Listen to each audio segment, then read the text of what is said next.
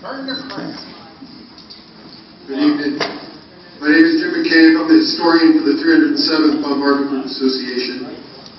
Like I mentioned earlier, trying to fill some big shoes before me with Jim Kendall, Pat Ranfrance, and a lot of people that have moved the 307 forward in terms of our historical research. The son of Mike McCabe was a navigator with the 424th Squadron who served in February through the end of the war of 1945. He was on Gene McCullough's crew. I'd be remiss not to thank many people. This job, as I'm sure you could expect, takes a lot of time. And certainly want to thank my wife Amanda, who puts up with my countless hours at a computer terminal. My children, who also deal with that. And special thanks, my daughter's Kara, but also my son Michael, who, frankly, if it wasn't for my son Michael, the videos which we've been enjoying this week, they would not be here. I was at the National Archives, and it was extremely overwhelming and required his technical assistance, to put it succinctly.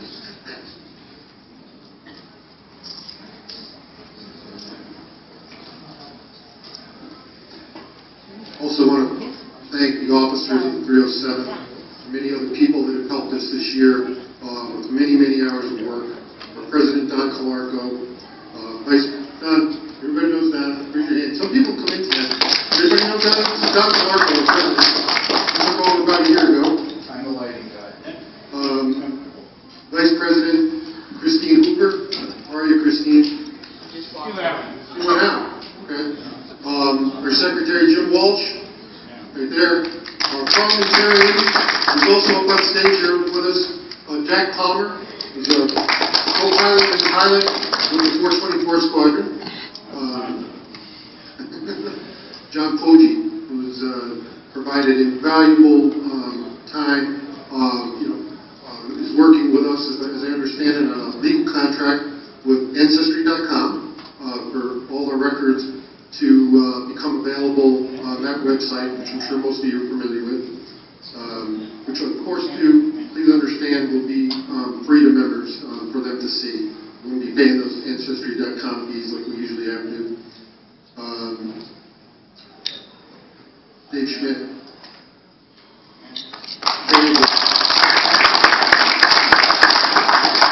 Dave was invaluable in terms of putting the program together that we all enjoy on Thursday morning into the afternoon, in honor of the McDonald crew. And tonight, I hope most of you had the opportunity to meet some of the Fawcett family that's come in. Does the Fawcett family identify themselves? Do you have a pair of sunglasses? Thank you for being here. Hi, Christine. We introduced you, and we appreciate you. That's where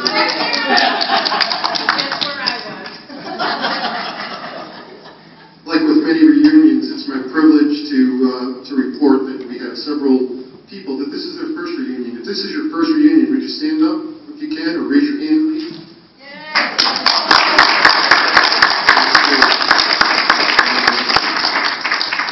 Isn't that fantastic? Okay. With no further ado, let's get my cards. I want to talk briefly what we're up to tonight. In keeping with preserving the history of the 307th Bombardment Group and the 13th Air Force, we are filming tonight. It will be available not only on our website, but uploaded to YouTube. Most of you know what YouTube is, but for those of you who don't know, this is that big bad internet where,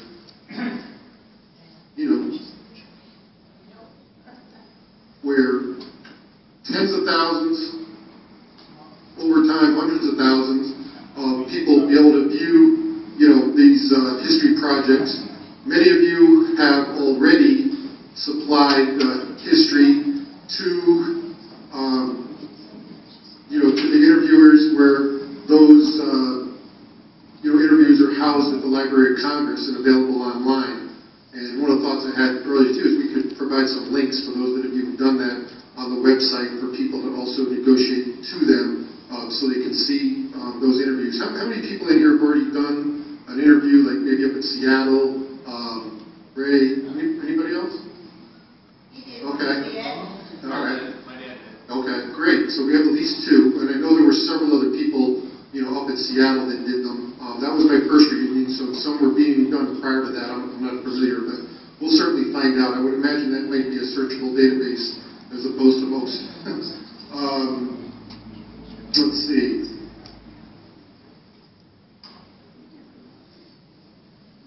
A few more things, and then we'll move on. Some of you maybe heard me talk this week that I've been in receipt of memoirs over the years. Some Jim Kendall had have been passed along, but I've also received many in the last couple of years. I'd say probably in the neighborhood of 30 right now. One was just recently uploaded onto our website, and the others will follow soon. That'll be my next project upon returning home of what we will do next, to be followed by getting back up to the National Archives to secure the rest of the films that are there, which are about double what we have right now. Possibly more, but at least double. I do know there's another 30 up there for us to copy. And a lot of those will go back further into early 43, carries to July of 44, where these start, that are in the hospitality room now. Also want to talk about the book Unbroken. Many of you have read it. If you've read Unbroken, raise your hand. There you go. Good number of people. Not even half, though. Okay? It's written by Laura Hillenbrand. It's the same author who wrote Seabiscuit. Some of you might remember that, at least haven't seen the movie, Without a Racehorse. It's the same author. Among her travels, Laura Hillenbrand heard somebody make a crack about how the only person who could beat Seabiscuit was Louis Zamperini. And maybe she took offense a little and wondered, who could that be? She wasn't familiar with him, but she became familiar with him, and enough so to decide to write another book, rewrite his book in a lot of ways that many of you maybe have read, Devil on My Heels, in a new book, which was a bestseller on the New York Times for well over a year in 2011. Like Seabiscuit, which Universal movie produced, they picked up the rights to this. It's currently being filmed in Hawaii, expected to come out in a little over a year, in December of 2014. And it bears mentioning because, Louis was the son of the 307th. He was in the initial cruise that went from Hamilton Air Force Base in California to Hawaii in October of 1942. Obviously, he'd been with the group, well before that in terms of training. I'm sure probably most of 42, if not back to 41. He was on the mission that went from Hawaii, staged through Midway and Bombay Island. He was with the group, when they were at Guadalcanal, had a crash on Kwajalein Island while he was a member of the 307th, and then was in that group of officers that brought B-24s back up to Hawaii to be, I think the term would be retrofitted with nose turrets. Is that correct? Am I getting that right? Because the early B-24s didn't have them. And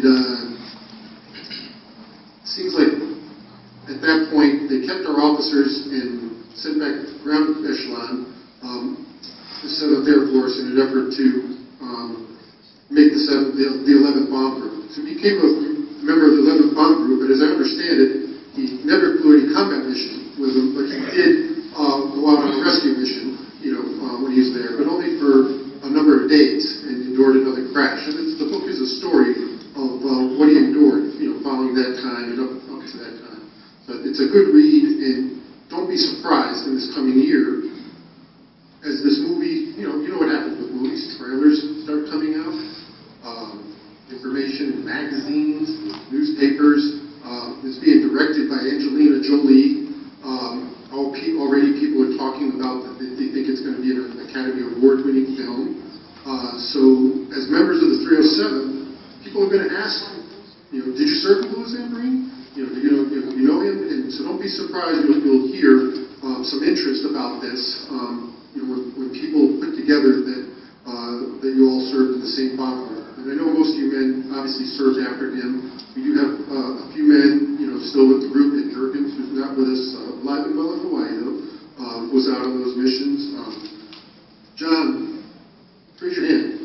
John Coxwell. John Coxwell's father was on the WWII commission, and regrettably was killed in a crash off Hawaii, an accident, about 10 days later, soon after receiving his air medal from Admiral Nimitz, with the rest of the men for that WWII commission.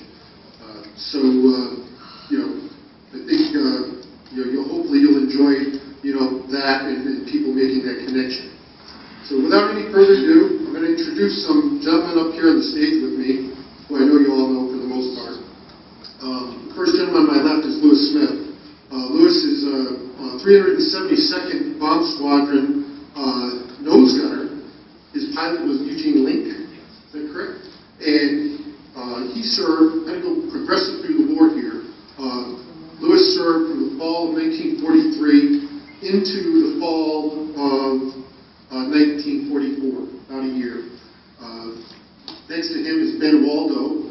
Ben is a 372nd and then 424th Bombardment Squadron Bombardier.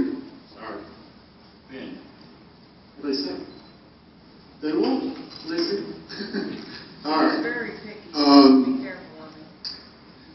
Ben, was there in very last part of 44 and missions in 45 to the end of the war, as was Jack Palmer. Started in November of 44. Jack is a pilot, was co-pilot and then co-pilot with the 424th Bombardment Squadron, and served, like I said, from November of 44 until the war's end. Let me turn it over to these guys. Lewis is going to start us out, talking about where the war effort was, in the fall of 1943. Good evening, everybody.